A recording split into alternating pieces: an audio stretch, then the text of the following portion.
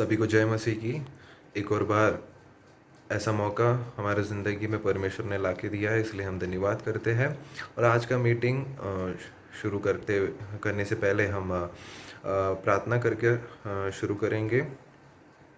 सर्वशक्तिमान दयालु परमेश्वर, हम आपके सम्मुख आते हैं पिता।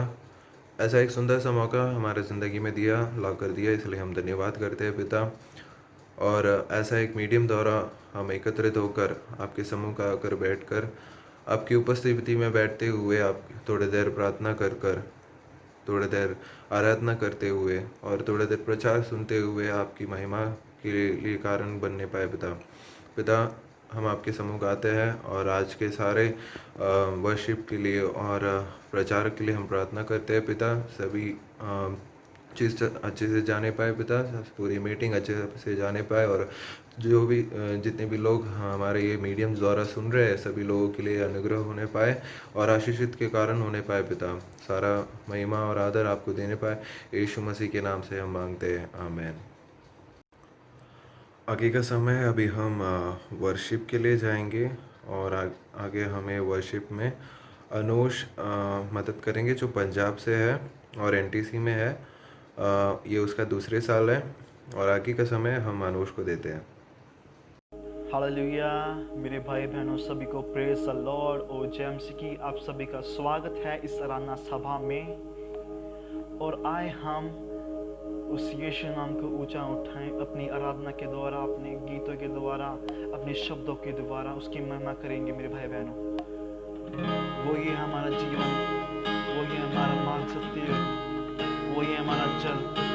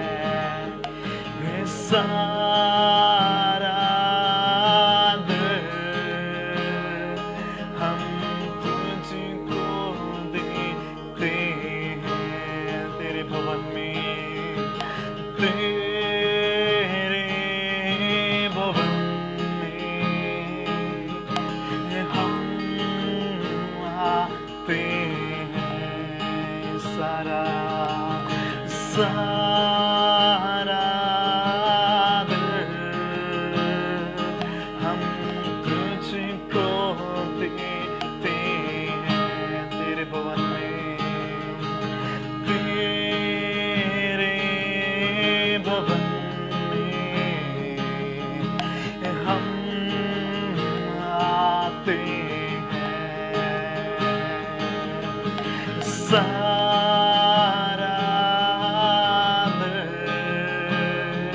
हम तुझको देते हैं और हम ये कहते हैं दिल से कहते हैं और हम ये कहते हैं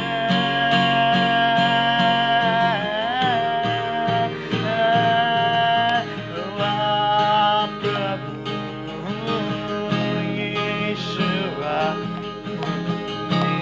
हो तेरी महिमा प्रभु वाह प्रभु यीशुआ मुझ में हो तेरी महिमा मुझ में हो तेरी महिमा मुझ में हो तेरी महिमा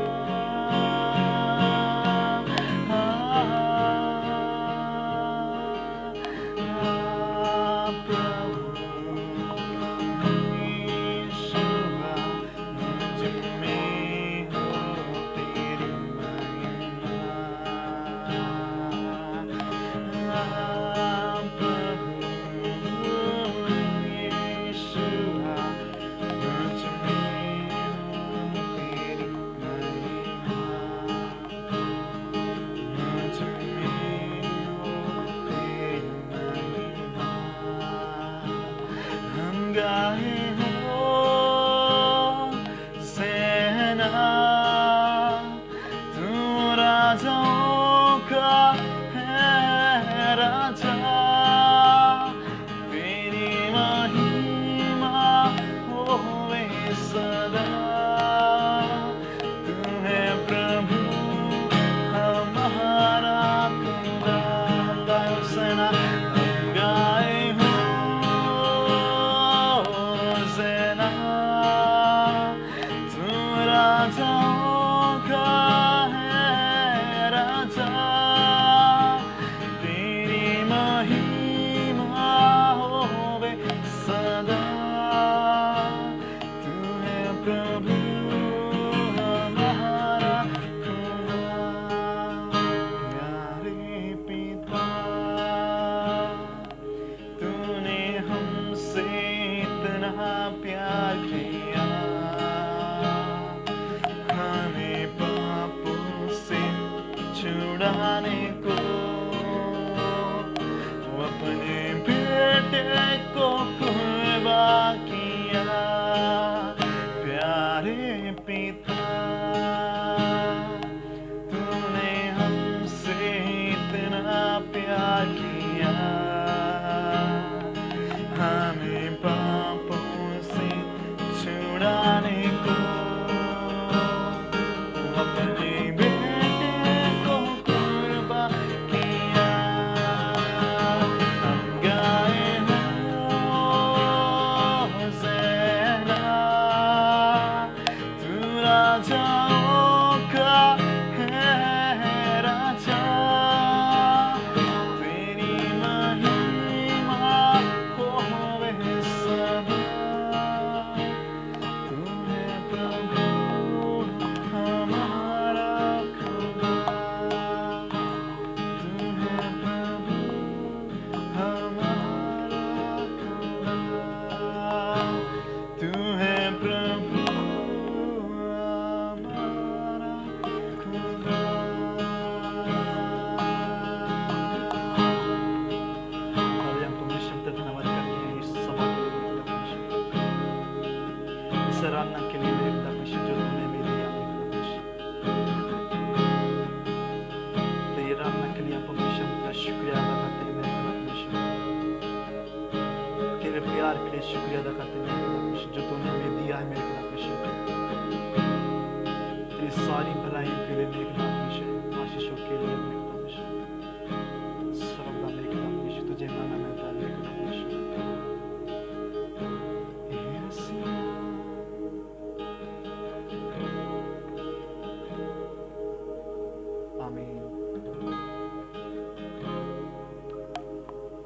आज का प्रचार हम पास्टर सर्वेश कुमार दिवाकर से हम सुनेंगे। पास्टर जी दिल्ली से है और दिल्ली के फेलोशिप चर्च से, फेलोशिप इवेंजलिकल फ्रेंड्स चर्च से है और आगे का समय हम वचन से सुनेंगे। Hallelujah, hallelujah. अरे भाई, हम परमेश्वर की स्तुति करने वाले लोग थोड़ा जोर से बोलिए हालेलुया। प्रभु यीशु के मधुर नाम में आप सभी का अभिनंदन करता हूँ, स्वागत करता हूँ और मैं परमेश्वर पिता का धन्यवाद करता हूँ और फिर से आपके सम्मुख में इसके द्वारा आपके पास आने का सौभाग्य मिला है। और आइए हम आगे के भाग में जाने से पहले अपने सिरों को झुकाएं, आंखों को बंद करें, प्रार्थना करें। प्रेमी पिता, आपके चरणों में जब हम बड़ी दीनता नम्रता के साथ बैठे हैं पिता, आपका वचन कहता है, आपने कहा है मनुष्य केवल रोटी के द्वारा ही नहीं परंतु आपके मुख से निकले प्रत्येक वचन के द्वारा जीवित रहेगा प्रभु। जबकि लाखों करोड़ों खरबों लोग प्रभु जी कोविड-19 महामारी के कारण परेशान है पिता, करोड़ों खरबों लोगों की रोजी रोटी चली गई प्रभु जी। दुनिया में विशेषकर बहुत सारे अनाथ और विधवाएं परेशान है पिता, किसान मजदूर प्रभु परमेश्वर बेहाल है प्रभु। प्रार्थना करते पिता, तू ऐसे में इस आशाहीन संसार में तू हमारी आशा है पिता। प्रार्थना करते हैं तेरे बच्चों के लिए जो तुझ पर विश्वास करते हैं प्रभु, उन पर भी रहम और दया कर, क्योंकि तूने अपने बच्चों से वायदा किया है कि शेर के बच्चे भूखे रह सकते हैं परंतु तुझ पर विश्वास करने वाले तेरे बच्चे कदापि भूखे और प्यासे न रहे। प्रेमी पिता, आज के वचन के द्वारा हम सबको आशीषित कर, प्रार्थना यीशु के नाम में, आमीन। हालेलुया। मैं विश्वास करता हूँ कि जैसे परमेश्वर ने मुझे संभाला है, आप जहां पर हैं, जिस हाल में हैं, परमेश्वर ने आपको वहां पर संभाला होगा। और जो कुछ आपके जीवन में, मेरे जीवन में घट रहा है, परमेश्वर की स्तुति हो। ऐसे दिनों के द्वारा परमेश्वर अपने बच्चों को सिखाता है, इसलिए कभी भी हिम्मत ना हारे, आशा ना छोड़े, निरंतर प्रार्थना में लगा रहें, वचन पढ़ें और प्रभु की गवाही लोगों को बताते रहें, क्योंकि परमेश्वर अपने वचनों के द्वारा लोगों को आशीषित करने वाला है। आज के वचन से हम सीखेंगे विशेषकर परमेश्वर से प्रार्थना करके मांगना, परमेश्वर से प्रार्थना करके या प्रार्थना में मांगना। जब हम परमेश्वर से प्रार्थना करते हैं, परमेश्वर से प्रार्थना में हम कुछ मांगते हैं, तो परमेश्वर को हम ये संदेश देते हैं, परमेश्वर पिता से हम ये कहते हैं कि परमेश्वर तेरे बिना मैं कुछ भी नहीं हूं। ठीक उसी प्रकार से जिस प्रकार से प्रभु का दास पौलुस कहता था, बिना परमेश्वर की मदद से मैं कुछ नहीं कर सकता। अगर परमेश्वर मुझ पर अनुग्रह करेगा, अगर परमेश्वर मुझ पर अपनी सामर्थ उड़ेलेगा तो मैं सब कुछ कर सकता हूँ। यानी कि वो ये संदेश देना चाहता था कि बिना यीशु के मैं कुछ नहीं हूँ। और स्वयं प्रभु यीशु मसीह ने भी कहा, दोस्तों, यूहन्ना उसका 15 अध्याय में यीशु ने कहा, सच्ची दाखलता मैं हूँ, मेरा पिता किसान है। यानी कि प्रभु यीशु मसीह ये कहना चाहते हैं कि बिना प्रभु यीशु मसीह के हम कुछ भी नहीं है। तो आइए आज हम जिस घटना को पढ़ेंगे, सुनेंगे, मैं विश्वास करता हूँ उस घटना को ना जाने आपने कितनी बार पढ़ा होगा, कितनी बार सुना होगा, पर आज एक बार फिर से इसको हम सुने और मैं निश्चय विश्वास करता हूँ प्रभु परमेश्वर इस वचन के द्वारा हमें आशीषित करेगा। आइए हम आज का जो पैसेज है, आज का जो विशेषकर जो पैसेज है वो है लूका रचित सुसमाचार उसका 11 अध्याय पद 5 से 13 तक। मैं निवेदन करूंगा मेरी बेटी रिबेका से वो आवाज में पढ़े ताकि हम उस वचन के द्वारा आशीषित होने पाए। तब उसने उनसे कहा, तुम में से कौन है कि उसका एक मित्र हो और वह आधी रात को उसके पास जाकर उससे कहे, हे मित्र, मुझे 3 रोटियां दे, क्योंकि एक यात्री मित्र मेरे पास आया है और उसके आगे रखने के लिए मेरे पास कुछ नहीं है। और वह भीतर से उत्तर दे, मुझे दुख ना दे, अब तो द्वार बंद है और मेरे बालक मेरे पास बिछोने पर है, इसलिए मैं उठकर तुझे दे नहीं सकता। मैं तुमसे कहता हूँ, यदि उसका मित्र होने पर भी उसे उठकर ना दे, तो भी उसकी लज्जा छोड़कर मांगने के कारण उसे जितनी आवश्यकता हो उतनी उठकर देगा। और मैं तुमसे कहता हूँ कि मांगो तो तुम्हें दिया जाएगा, ढूंढो तो तुम पाओगे, खटखटाओ तो तुम्हारे लिए खोला जाएगा। क्योंकि जो कोई मांगता है उसे मिलता है, और जो ढूंढता है वह पाता है, और जो खटखटाता है उसके लिए खोला जाएगा। तुम में से ऐसा कौन पिता होगा कि जब उसका पुत्र रोटी मांगे तो उसे पत्थर दे, या मछली मांगे तो मछली के बदले उसे सांप दे, या अंडा मांगे तो उसे बिच्छू दे। अतः जब तुम बुरे होकर अपने बच्चों को अच्छी वस्तुएं देना जानते हो, तो स्वर्गीय पिता अपने मांगने वालों को पवित्र आत्मा क्यों ना देगा। Thank you. परमेश्वर के वचनों के पढ़े और सुने जाने के द्वारा परमेश्वर हमें आशीषित करे। अंत में प्रभु यीशु मसीह कहते हैं, अतः जब तुम बुरे होकर अपने बच्चों को, जब बच्चे मांगते हैं तब तुम उनको दे देते हो, तो क्या तुम्हारा स्वर्गीय पिता, क्या तुम्हारा प्रेम करने वाला परमेश्वर अपने मांगने वालों को आशीष नहीं देगा? यहाँ पर हम देख देते हैं इस पैसेज की जो शुरुआत प्रभु यीशु मसीह दृष्टांत के द्वारा करते हैं, एक पैराबल के द्वारा करते हैं। इस दृष्टांत में वो कहते हैं कि एक दोस्त अपने दूसरे दोस्त के पास जाता है रोटी मांगने के लिए, क्योंकि उसके घर पे एक उसको जानने वाला एक दोस्त आता है काफी रात्रि में। तो अब उसके घर में अपने दोस्त को परोसने के लिए, खिलाने के लिए कुछ नहीं है। अब उसके पास एक ही रास्ता है, एक ही ऑप्शन है, वो कि अपने दूसरे मित्र के घर में जाए और उससे रोटी मांग कर लेकर, उससे खाना मांग कर लेकर आए। अब सोचिए रात्रि के समय कितना मुश्किल है दूसरे के घर में, विशेषकर दूसरे के घर में जाकर खाना मांगना या कोई चीज को मांगना आसान काम नहीं है। लेकिन वो अपने दोस्त को प्यार करता, जो दोस्त उसके घर में आया, उसके घर में ऐसा कुछ साधन नहीं है, उसके घर में कोई ऐसी रिसोर्सेस नहीं जो उसके लिए कुछ वो कर सके, परंतु अब उसके पास एक ही रास्ता है कि वो अपने दोस्त के घर में जाए, उसके दरवाजे को खटखटाए और उससे कहे और उससे मांगे। पर मैं आपसे कहना चाहता हूं, मांगना जितना हम बोलते ना मांग लो, इतना आसान नहीं। जब हम किसी से मांगने के लिए जाते हैं तो आदमी को अंतर्द्वंद से जूझना पड़ता, कॉन्फ्लिक्ट चलता रहता, अंदर कॉन्फ्लिक्ट चलता रहता है, जाऊं कि ना जाऊं, मिलेगा कि नहीं मिलेगा, बहुत सारे किंतु परंतु से आदमी जूझता रहता है। और मैं विश्वास करता ये दोस्त भी जब अपने दोस्त के घर में जाने के लिए सोच रहा होगा तो बहुत अंतर्द्वंद चल रहा होगा, जाऊं कि ना जाऊं, कहीं ऐसा ना हो कि मना कर दिया जाए, बहुत सारे प्रश्नों को लेकर, पर वो अपने दोस्त को भूखा सुना भी नहीं सकता है। इसलिए उसने हिम्मत जुटाई, चाहे कुछ भी क्यों ना हो, मिले ना मिले, पर मैं अपने दोस्त के घर में उसका दरवाजा जाकर खटखटाऊंगा और उससे मांगूंगा। और हम देखते हैं उसने अपनी लोक लज्जा को छोड़ा। देखो मांगने का मतलब यह है, जब हम किसी से मांगते हैं तो हमको लोक लज्जा को त्यागना पड़ता। वो क्या सोचेगा, दूसरे क्या सोचेंगे, हमें कदम बढ़ाना पड़ता है। ठीक उसी प्रकार से हम देखते हैं ये दोस्त अपने दोस्त के घर में आधी रात्रि के समय गया, उसका दरवाजा खटखटाया और जोर से चिल्लाकर बोला कि मैं तुम्हारा दोस्त हूं, मेरे घर में दोस्त आया है और मेरे घर में उसको परोसने के लिए कुछ नहीं है, तुम मुझे कुछ खाना दो ताकि मैं अपने दोस्त को खिला दूं। पर बाइबल में लिखा है वो जब वो दोस्त का दरवाजा खटखटाता वो कह सकता था कि अरे भाई इतनी रात को मैं अपने बच्चों के साथ लेके लेटा हूं, अगर मैं उठूंगा तो मेरे बच्चे जाग जाएंगे, बहुत कुछ बोल सकता था। लेकिन उसके मांगने के कारण, कैसे मांगने के कारण, लज्जा को छोड़कर, शर्मिंदगी को छोड़कर वो अपने घर से चलकर दोस्त के घर पर आया, दोस्त के दरवाजे को खटखटाया, अपनी लज्जा को त्याग कर, अपनी लज्जा को छोड़कर, हिम्मत को जुटाकर उसने मांगा। और उसकी इस बात को देखकर वो दोस्त उठकर उसको भोजन देता है। प्यारे अजीजों, जब हम किसी से मांगने के लिए जाते हैं तो सबसे पहले हमारे जीवन में कुछ बातों को निकाल कर बाहर करना है ना। सबसे पहली बात है, लोग क्या बोलेंगे, वो क्या सोचेगा मेरे बारे में, कोई बात नहीं। हमें चाहिए हम आगे बढ़े और मांगे, क्योंकि इस पैराबल के द्वारा प्रभु यीशु मसीह अपने विश्वासियों को ये सिखाना चाहते हैं, अपने अनुयायियों को ये सिखाना चाहते हैं कि हम हर बात के लिए परमेश्वर पर निर्भर होना सीखें। In everything we should have the habit to depend upon God. While asking God, we should not have any kind of hesitation, we should not have any kind of regret.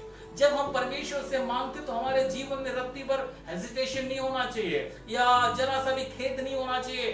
जब हम परमेश्वर से मांगते सबसे पहले हमें कैसे मांगना, विश्वास के साथ मांगना है कि वो मेरा पिता है। और बाइबल बताती कि जितनों ने प्रभु यीशु मसीह को ग्रहण किया है उन सबको यीशु मसीह ने परमेश्वर की संतान होने का अधिकार दिया है। प्यारे दोस्तों, प्यारे अजीजों, हमें परमेश्वर से इसलिए मांगना है क्योंकि वो हमारा स्वर्गीय पिता है। हमें परमेश्वर से इसलिए मांगना है क्योंकि वो हमें प्यार करता है। हमें परमेश्वर से इसलिए मांगना है क्योंकि उसने आपको मुझको जीवन देने के लिए अपने एकलौते पुत्र यीशु मसीह को क्रूस पर कुर्बान कर दिया। हमें इसलिए परमेश्वर से मांगना है क्योंकि उसके सिवाय आपका मेरा दुनिया में अब कोई है नहीं। हमें इसलिए परमेश्वर से मांगना है क्योंकि वही है जो आपकी मेरी आवश्यकताओं को पूरी करता है। पर कैसे पूरी करता है? अपने लोगों के द्वारा। परमेश्वर डायरेक्ट आसमान से हमारे लिए हमारी आवश्यकताओं को नहीं उड़ेलता। परमेश्वर आपके जीवन में, मेरे जीवन में जब आशीष देता है लोगों के द्वारा देता है। हमें परमेश्वर से प्रार्थना करनी है, परमेश्वर से बोलना है कि परमेश्वर मुझे रोटी चाहिए, परमेश्वर मुझे कपड़ा चाहिए, परमेश्वर मुझे मकान चाहिए, परमेश्वर मुझे नौकरी चाहिए, परमेश्वर मुझे ये सब कुछ चाहिए। परमेश्वर देगा, लेकिन किसके द्वारा? अपने लोगों को जिसको उन्होंने धरती पे रखा उनके द्वारा परमेश्वर आपकी मेरी आवश्यकताओं को पूर्ति करेगा। कई बार हमारे जीवन में मैं अपने दोस्त के पास जाऊंगा, मैं अपने रिश्तेदार के पास जाऊंगा, मैं अपने भाई बहन के पास जाऊंगा, मैं अपने किसी व्यक्ति के पास जाऊंगा, वो मेरे बारे में क्या सोचेगा, वो मेरे बारे में क्या मन में विचारेगा। कोई बात नहीं, ये उसको सोचने दो। पर आप अपने, परमेश्वर ने हमें सिखाया मांगो तो तुम्हें दिया जाएगा, मांगो तो तुम्हें दिया जाएगा। हाँ, हमें परमेश्वर से मांगना है। और परमेश्वर जब हमें हमारे मन में किसी के बारे में डालता कि उसके पास जाएं, तो हमें निस्संदेह जाना चाहिए, बिना संकोच जाना चाहिए और अपने दिल की बात को उसको जाकर बताना चाहिए। तो विशेषकर मांगने के लिए हमें सबसे पहली बात है, लोक लज्जा को छोड़ना पड़ेगा। लोक लज्जा को छोड़ना पड़ेगा, त्यागना पड़ेगा और हिम्मत जुटानी पड़ेगी। हिम्मत, मांगने के लिए हिम्मत चाहिए। लोग हम देखते हैं लूटने के लिए हिम्मत जुटाते हैं, छीनने के लिए हिम्मत जुटाते हैं, है ना? लेकिन हम परमेश्वर मांगने के लिए हिम्मत जुटाते हैं, मांगने के लिए, लूटने के लिए नहीं, छीनने के लिए नहीं, धोखा देने के लिए नहीं, लोगों को टोपी पहनाने के लिए नहीं, मांगने का हिम्मत जुटाना है। मांगने में क्या चाहिए? दीनता चाहिए, नम्रता चाहिए, शालीनता चाहिए, सभ्यता चाहिए। तभी हम परमेश्वर और परमेश्वर के लोगों से मांग सकते हैं। यार लोग मांगने के लिए अपने आप को हलीम करना पड़ेगा, अपने आप को झुकाना पड़ेगा, है ना?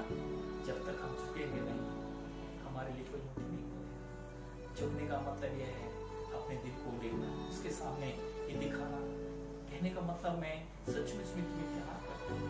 और जब हम मांगते हैं ना किसी से, इसका मतलब यह है कि परमेश्वर हमारे मांगने के द्वारा उस भाई को, उस बहन को, उस रिश्तेदार, उस दोस्त को आशीषित करने जा रहा है। परमेश्वर जब हमें किसी के पास भेजता है, परमेश्वर जब हमें किसी के पास भेजता है तो हमें अपने आप को हलीम करना है, अपने आप को हलीम करना। विशेषकर मैं आपको ये कहना चाहता हूँ, मांगना आसान काम नहीं है, मांगना आसान काम नहीं। फिर भी परमेश्वर कहता है हम मांगे, क्योंकि उसका वचन कहता है जब एक बुरे माँ बाप अपने बच्चों को मांगने के कारण उनकी आवश्यकताओं को पूरी कर सकते हैं, तो हमारा स्वर्गीय पिता हमारी आवश्यकताओं को क्यों पूरी नहीं करेगा? है ना? मांगना, है ना? परमेश्वर से मांगना आसान है, परमेश्वर के लोगों से भी मांगना आसान है, परंतु क्या अन्य जातियों के पास जाकर मांगना आसान काम? परमेश्वर और परमेश्वर लोगों के पास जाकर अपनी दिल की बात बताना आसान है, पर क्या अन्य जातियों के पास जाकर के परमेश्वर मांगना आसान है? हम देखते पुराना नियम में प्रभु का एक दास था, एलिया जो जंगल में मारा फिर रहा था, जो जंगल में मारा फिर रहा था। उसको परमेश्वर ने बोला तू यहां से निकल, कहां जा? सारपत नामक नगर में जा, वहां एक विधवा को मैंने तेरे खाने के लिए बंदोबस्त करने के लिए आदेश दिया। सोचिए किसके पास भेज रहा है? एक स्त्री जो विधवा है, एक स्त्री जो अन्य जाति है, एक स्त्री जो प्रभु परमेश्वर को ना प्रभु को जानती ना उसके प्रेम को जानती है, उसके पास परमेश्वर भेजता है। और क्योंकि परमेश्वर उसको भेज रहा है इसलिए वो वहां से निकलकर सारपत नगर में गया और अंत में उस विधवा के पास जैसे तैसे पहुंचा और उस विधवा की हालत को देखा होगा और मनी मन रोया होगा, हे परमेश्वर तूने मुझे कहां और किसके पास भेजा? ये विधवा तो खुद कंगाल है, ये विधवा तो खुद भुखमरी के कगार पर है, ये विधवा तो खुद अपनी बदहाली में, परमेश्वर तूने मुझे इसके पास क्यों भेजा? यार ऐसी ना परमेश्वर ने उसके पास भेजा, परंतु परमेश्वर ने कहा उस विधवा से रोटी मांग। कितना मुश्किल था उसके लिए। एक प्रभु का दास जो दोनों हाथों से लोगों को देकर मदद करता था, जो दोनों हाथों से लोगों को देता था, दोनों हाथों से लोगों को आशीर्वाद देता था, अभी परमेश्वर कहता है उस विधवा से रोटी मांग, उस विधवा से रोटी मांग। और हम देखते हैं उस विधवा से रोटी मांगना उसके लिए आसान नहीं था। एक अन्य जाति स्त्री से रोटी मांगना, प्यारे अजीज, मांगने का मतलब यह है कि अपने आप को भूल जाओ कि आप कौन। जब हम किसी अन्य जाति से मांगते हैं, परमेश्वर चाहता कि भूल जाए कि हम कौन हैं। हो गया कुछ भी, लेकिन परमेश्वर चाहता दीन बने, हलीम बने, क्योंकि परमेश्वर आपके जीवन के द्वारा दूसरों को आशीषित कर, आपके मांगने के द्वारा परमेश्वर उनके जीवन में जो भुखमरी का श्राप है, उनके जीवन में जो बेरोजगारी का श्राप है, उनके जीवन में जो बीमारी का श्राप है, परमेश्वर उस श्राप और बंधन को तोड़ने के लिए हमें दूसरों के पास भेजता, विशेषकर अन्य जातियों के पास जाकर बोले हमारा मुंह खोलकर हमारी आवश्यकताओं को उनको बताएं। जब अपनी वो आधी रोटी में से हमें देते, परमेश्वर उनको आशीषित करता। जब अपने कुछ पैसों में से हमें कुछ पैसे देते, परमेश्वर उनके भंडारों को आशीषित करता। इसलिए मेरे प्यारे अजीजों, आज मैं आपसे कहना चाहता हूं, मांगो। यीशु कहता मांगो तो तुम्हें दिया जाएगा। मांगो, मांगना बहुत जरूरी है। परमेश्वर चाहता है हम परमेश्वर के बेटा बेटी रात और दिन परमेश्वर के दुहाई दें, परमेश्वर को पुकारें। और जब परमेश्वर कहता किसी से बोल, तो उसको जाकर बोलो, क्योंकि परमेश्वर आपके जीवन के द्वारा, अपने बच्चों के द्वारा उस भाई को, उस बहन को, उस परिवार को आशीषित करना चाहता। उनके जीवन में जो श्राप है, उनके जीवन में जो बंधन है, उनके जीवन में जो भी परेशानी है, मेरे द्वारा, आपके द्वारा परमेश्वर उस परेशानी को उनके जीवन से दूर करना चाहता है। क्या तैयार है? क्या मांगने के लिए? अगर क्या आप तैयार हैं जहां परमेश्वर आपको भेजता है जाने के लिए, क्या वहां जाने के लिए आप तैयार हैं? अगर आप जाने के लिए तैयार हैं तो निश्चय परमेश्वर आपके द्वारा उनको आशीषित करेगा और आप भी आशीषित हो जाएंगे। जब मैं अपने जीवन की एक छोटी सी गवाही देना चाहता हूं, जब मैं कोविड बीमारी से पीड़ित हो गया था, जब मैं कोविड बीमारी से पीड़ित हो गया था और मैं 23 जून को LNJP हॉस्पिटल दिल्ली गेट पर जब मैं एडमिट हुआ और मैं यहां से जब गया था, चप्पल डाल कर गया था। और जब इमरजेंसी में था तब भी मेरे पास चप्पल थी, और जब मैं वहां से जब मुझे शिफ्ट किया जा रहा था तभी भी मेरे पास चप्पल थी। लेकिन जब एम्बुलेंस में चप्पल कहां कुछ हो गई मुझे नहीं पता, क्योंकि मैं इस हालत में नहीं था, मैं इस हालत में नहीं था कि मैं अपने आप को संभाल पाऊं। परंतु मैंने वार्ड बॉय जो मुझे लेकर जा रहा था, मैंने बोला भाई मेरी चप्पल कहाँ है? उसने बोला मुझे दिख नहीं रही, एम्बुलेंस भी मैंने रखी थी परंतु नहीं दिख रही, और मुझ में इतनी हिम्मत नहीं कि मैं अपनी चप्पल को ढूंढ सकूं। और मैं बिना चप्पल के ही वार्ड में शिफ्ट किया गया, और वहां पर जिस हॉल में मैं था वहां पर 6 मरीज थे, मेरे मुझको मिलाकर 6 मरीज थे, और मैं बिना चप्पल के कम से कम 3-4 दिन वहां पर था। बिना चप्पल के मैं 3-4 दिन तक वहां था। और जब मैं बाथरूम या टॉयलेट जाता था बहुत मुश्किल होती थी मेरे लिए, और जब मैं वापस आता था अपने बेड पर लेटता था तो मेरे मन में बहुत सारे सवाल उठते थे कि मेरे चप्पल का इंतजाम कैसे हो, कहाँ हो, क्योंकि वहां से कुछ मंगा नहीं सकते।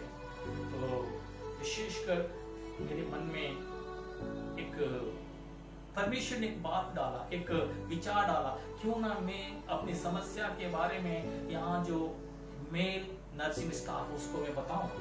और यकीन नहीं मानेंगे, 1 दिन 2 दिन 3 दिन हो गए, मैं अंदर ही अंदर संघर्ष कर रहा हूं, मैं मुंह नहीं खोल पा रहा हूं, मैं मुंह नहीं खोल पा रहा हूं कि मैं उससे बोल सकूं कि मुझे मेरे भाई एक चप्पल की जरूरत है, क्या मुझे आप एक चप्पल खरीद के लाकर दे दोगे? और ये तकरीबन 3 दिन ऐसा चल रहा है। अंत में मैंने मन में ठान लिया, मेल नर्सिंग मेरे बारे में क्या सोचेगा, आसपास में जो 5 लोग मेरे पास वो मेरे बारे में क्या सोचेंगे, मुझे रत्ती भर परवाह नहीं है।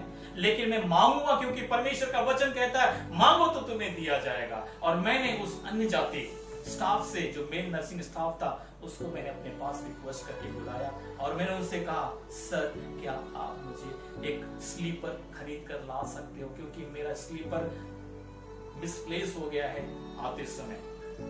उन्होंने मुझसे आवाज में कहा, मैं आपको प्रॉमिस नहीं करता हूं, मैं आपको वचन नहीं देता हूं कि मैं लाकर दे ही दूंगा, परंतु मैं आपके लिए कोशिश करूंगा। इस बात को बोलने के बाद मुझे स्लीपर मिली नहीं मिली, मुझे रत्ती भर नहीं दुख हुआ, पर मुझे एक शांति मिली कि मैंने मेरे दिल की बात को जो परमेश्वर ने मेरे अंदर डाला, हिम्मत जुटाकर मैंने उस मेल नर्सिंग मैन को बोला, और चप्पल मुझे नहीं मिले लेकिन मन हल्का हो गया।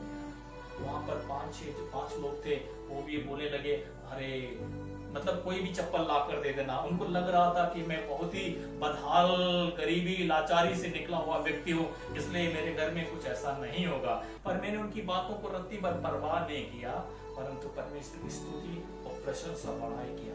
मेरे प्यारे अजीजों, मांगना बहुत बड़ा एक बोल सकते हैं आसान काम नहीं है। जब हम किसी विशेषकर अन्य जाति से मुंह खोलकर कुछ मदद मांगते हैं तो उसके लिए हिम्मत चाहिए, उसके लिए बहुत हिम्मत जुटानी पड़ती है। और विशेषकर प्रभु का दास होने के नाते, प्रभु की दासी होने के नाते, परमेश्वर की बेटा बेटी होने के नाते, क्योंकि परमेश्वर ने हमको देने के लिए दिया, परमेश्वर ने इस धरती पर आपको मुझको लोगों को देने के लिए रखा हुआ है। लेकिन कई बार परमेश्वर आपको मुझको सिखाता कि हमारी लोक लज्जा और तमाम शर्मिंदगी को छोड़कर हमारी आवश्यकताओं के बारे हम बताएं, हम उनको बताएं।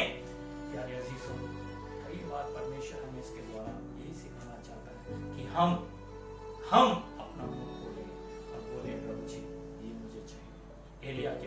एलिया के लिए मुंह खोलकर विधवा से रोटी मांगना आसान नहीं था। मेरे लिए मुंह खोलकर 5 लोगों के बीच में स्लीपर्स चप्पल मांगना मेरे लिए आसान काम नहीं था, पर मैंने मांगा। मुझे स्लीपर्स नहीं मिला, परंतु मन में शांति आ गई। परमेश्वर ने मुझे सिखाया कि मुंह खोलना सीखना। विशेषकर मैं आपसे ये कहना चाहता हूँ प्यारे प्रभु के लोगों, जब से लॉकडाउन और महामारी चालू हुई है, परमेश्वर ने हमें एक दिन भी भूखा रहने नहीं दिया। और मैं विश्वास करता हूं, हमें से किसी को भी परमेश्वर ने भूखा नहीं रहने दिया है। परमेश्वर हमारी आवश्यकताओं को पूर्ति करने वाला, परमेश्वर हमारी चीजों के बारे में, परमेश्वर हमारी आवश्यकताओं के बारे में जानता। जब हमें एक सुई की जरूरत पड़ती, वो भी हमारे लिए बहुत मायने रखती है। जब मैं हॉस्पिटल में था, मेरे लिए चप्पल, मेरे लिए स्लीपर बहुत मायने रखती थी। मुझे रात और दिन केवल चप्पल ही के बारे में सोचना पड़ा। मैं बीमार हूँ, मैं जिंदगी और मौत से जूझ रहा हूँ, परंतु मुझे क्या चाहिए? चप्पल चाहिए, स्लीपर चाहिए। लोगों के लिए बहुत छोटी चीज है, लेकिन उस समय जब मैं आवश्यकता में था, मेरे लिए बहुत बड़ी चीज थी। प्यारे अजीजों, यीशु ने कहा, जब तुम बुरे होकर अपने बच्चों के लिए ये सब कुछ कर सकते हो, तो तुम्हारा स्वर्गीय पिता जिसने अपना एकलौता पुत्र मानव जाति के लिए क्रूस पर न्यौछावर कर दिया है, क्या वो तुम्हारी आवश्यकताओं को पूरी नहीं करेगा? जरूर करेगा। मैं आपसे कहना चाहता हूँ, आइए हम प्रभु से कहें, प्रभु दुनिया अपने आप में सक्षम है, दुनिया अपने आप में सक्षम है, लेकिन मैं तेरा बेटा, तेरी बेटी अपने आप में सक्षम नहीं है। प्रभु मैं तुझ पर निर्भर हूँ, परमेश्वर मैं तुझ पर निर्भर हूँ, तेरे बिना मैं कुछ नहीं। तू मेरा सब कुछ है, तू मेरा सब कुछ है। जहां तू बोलेगा, जिसके पास जो जाने के लिए बोलेगा, मैं उसके पास जाऊंगा और अपनी बातों को उसके पास रखूंगा। मेरी मदद मिले ना मिले, लेकिन जिसके पास भी तू मुझे भेजेगा परमेश्वर, उसके पास में जाकर बोलूंगा परमेश्वर। प्यारे अजीजों, परमेश्वर आवश्यकताओं को पूरी करने वाला है, क्योंकि वो अपने आप में सब कुछ है। आइए हम उसको प्रार्थना में निहारें, उससे कहें, प्रभु तेरे बिना मैं कुछ नहीं। सर्वशक्तिमान प्रेमी पिता परमेश्वर, प्रार्थना करते हैं मेरे तमाम भाई बहनों के लिए जो आज मुझे सुन रहे हैं, जो मुझे देख रहे हैं पिता, उनके लिए मैं प्रार्थना करता हूँ, जहां पर है, जिस हाल में, जिस परेशानी में, प्रभु तुम पर रहम और दया कर, प्रभु तुमकी मदद कर, उनकी सहायता कर। प्रभु परमेश्वर जो बेरोजगारी में है, प्रभु उनको रोजगार मिलने की सहायता कर। जो प्रभु बीमारी में है, उनको चंगाई दे पिता। ओ परमेश्वर जो क्लेश में, उनको शांति दे पिता। प्रार्थना करता हूँ प्रभु तेरे बच्चों के लिए, जहां पर भी हो, जिस हाल में हो, तो अपना सामर्थ्य हाथ बढ़ाने, ब्लेस करने, आशीष कर। मेरी विनती प्रार्थना है प्रभु परमेश्वर, जैसे तूने अब तक हम सबको संभाला, आगे भी संभाल। तेरी इच्छा, तेरी मर्जी हमारे जीवन से पूरी हो जाए प्रभु। जबकि इस देश में, दुनिया भर में कोविड महामारी के कारण, बेरोजगारी और प्रभु तमाम समस्याओं के कारण लोग परेशान है, तो सभी को शांति दे, सभी को तसल्ली दे। हमारे भी साथ हो, अब तक तो हमारे साथ रहा, आगे भी तो हमारे साथ रहे, और तेरी दया, तेरी कृपा में हम सबको बढ़ने को सहायता कर। धन्यवाद करते, विनती प्रार्थना को सुनिए। प्रार्थना हमें जीवन देने वाले, हमें प्यार करने वाले प्रभु यीशु मसीह के नाम से मांगते हैं। आमीन आमीन। God bless you. प्रभु आपको बहुत बहुत आशीषित करे।